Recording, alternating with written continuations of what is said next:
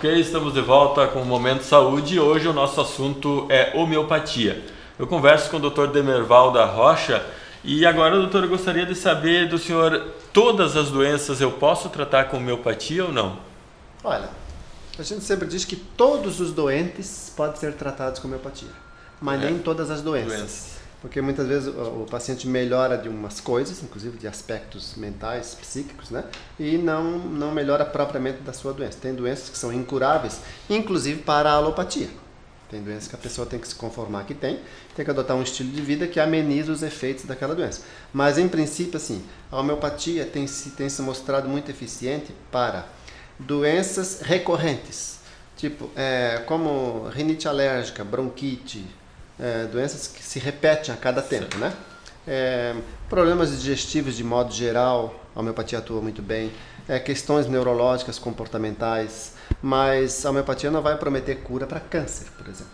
Então a gente atua com uma honestidade. A homeopatia não é uma panaceia que vai curar tudo, né? Certo. Então, mas para a maioria das doenças, a homeopatia ajuda muito. Doenças reumáticas, né, que são crônicas, ajuda bastante.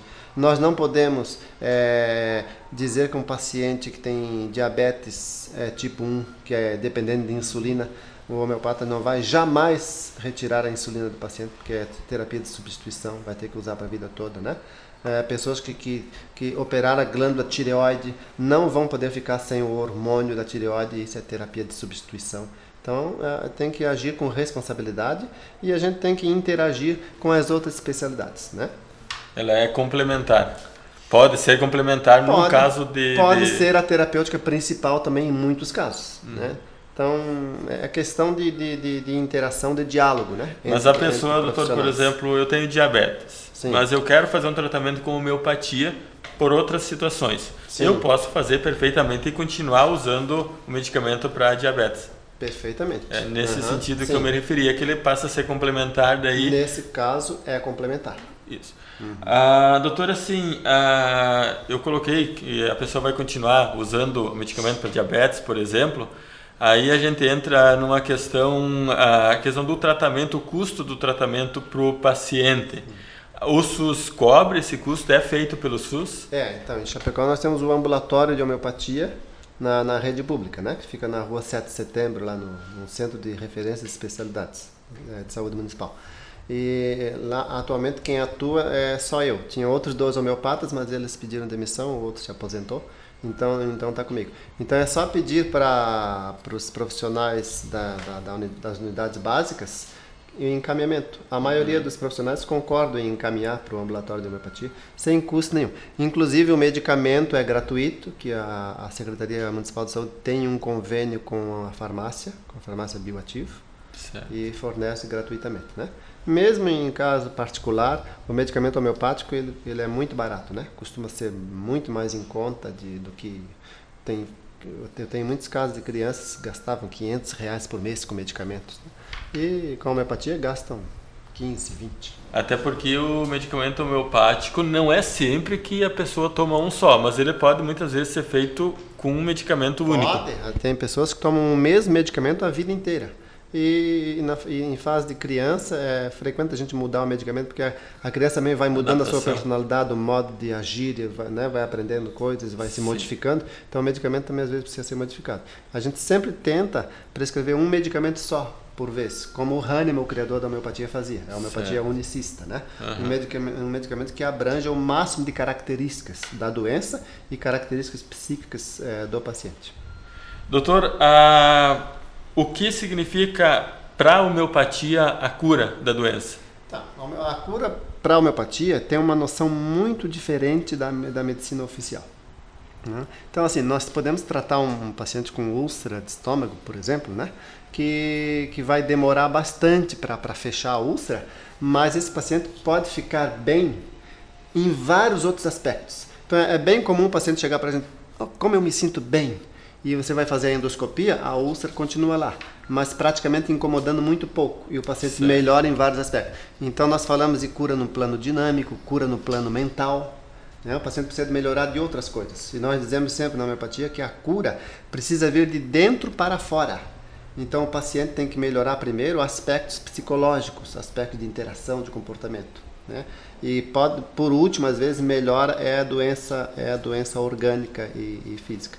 Então não adianta você dizer que curou um paciente de uma doença se ele continua com a mesma maneira de pensar, a mesma maneira de se relacionar com as pessoas, sentindo o mesmo negativismo, o mesmo pessimismo e etc. e tal. Então esse paciente não está curado. Ele teve uma doença, teve uma síndrome clínica suprimida. Isso é diferente, né? Agora, cura também é um conceito muito ambicioso, né? Na verdade, eu digo que eu não curo ninguém. A cura vai acontecendo ao longo da vida desse paciente. A gente vai melhorando aspectos. Conforme a pessoa vai trabalhando, também vai no dia a dia lidando com o que causava perturbações. É como descascar a cebola, né? Vai tirando uma camada. Vai aparecer outra. É isso aí.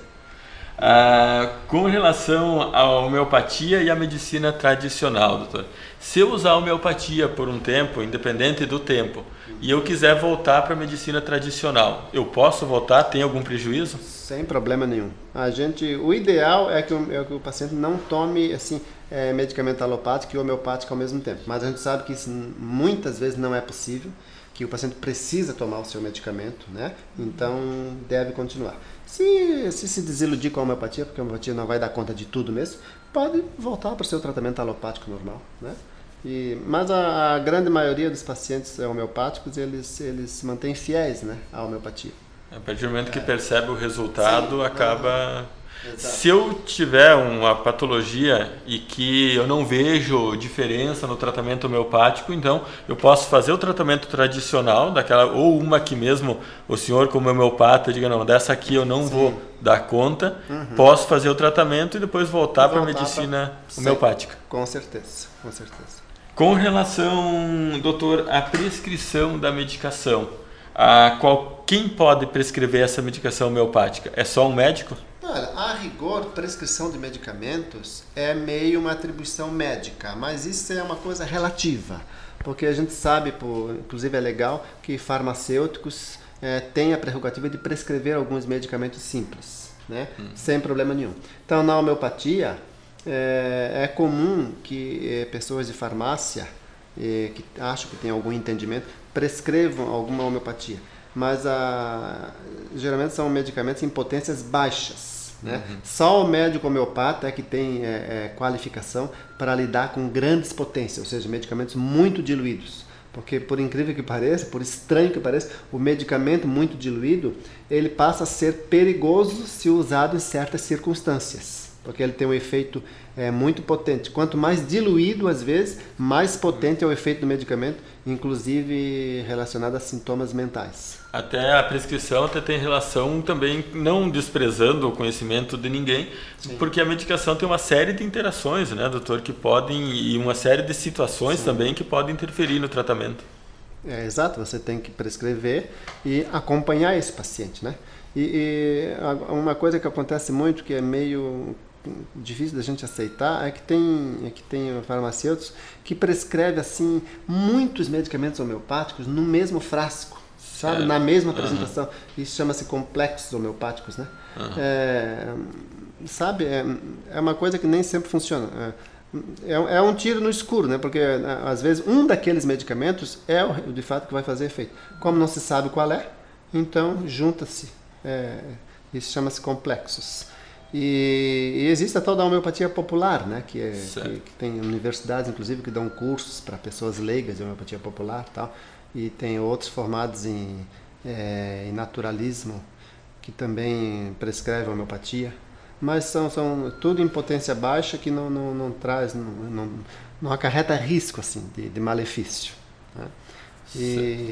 Mas, assim, a princípio, o medicamento homeopático teria que ser prescrito por médico. Pelo menos assuntos. Mas se você tem alguma dúvida, pode entrar em contato conosco no e-mail que está aparecendo na tela, ou então também com o Dr. Demerval aqui no consultório, ou então também no SUS, na rua 7 de setembro, e tirar suas dúvidas. Qualquer dúvida ou qualquer outra sugestão você pode mandar também para o nosso e-mail que está aparecendo na tela, e nós vamos estar esclarecendo você.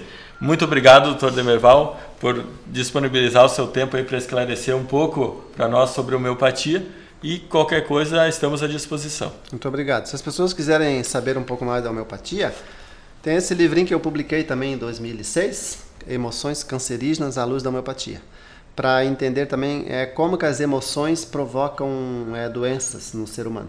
Não tem mais à venda, não tem em livraria, mas tem na Biblioteca Pública Municipal, para quem tiver leitura. Isso. Correto. Muito obrigado, então, doutor. E para você, obrigado pela sua audiência e até a próxima.